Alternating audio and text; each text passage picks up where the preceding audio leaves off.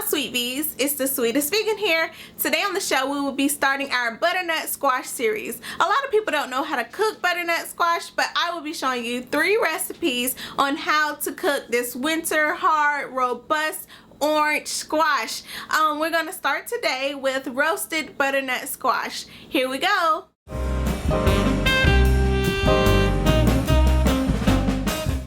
The hardest part of this recipe is probably cutting the butternut squash. You want to take a nice big cutting board, bigger than the one that I have here, your butternut squash, lay it as flat as you can, and the biggest knife and the sharpest knife you have in the kitchen. You don't want your kids to participate in this part. So now you take your squash, hold it still, and cut it crosswise back and forth with your knife until you cut off the portion that you want.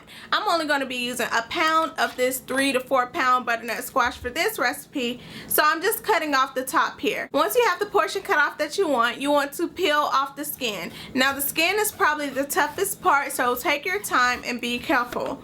Next, I am going to lay it flat and cut it into thick slices. And you see how I'm doing this? I'm just taking both hands and wiggling the knife backwards and forth until it gets to the bottom.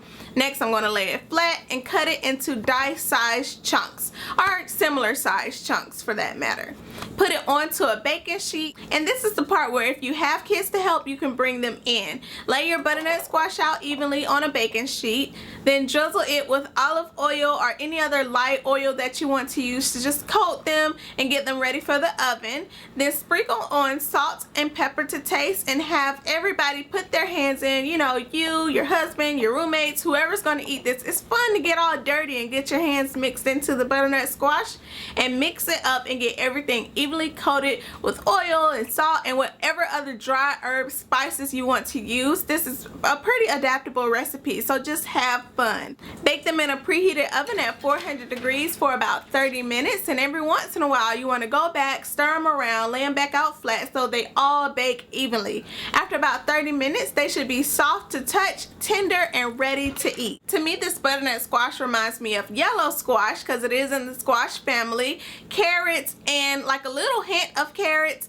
and sweet potato, but like half squash, half sweet potato, and a dash of carrots thrown in. Mix it all together and it makes a really healthy snack. It's easy to eat, it's soft, it's tender, it's really easy to just pop them into your mouth one after another. I love this recipe and I will be making it again in the future. That's it for today. Bye.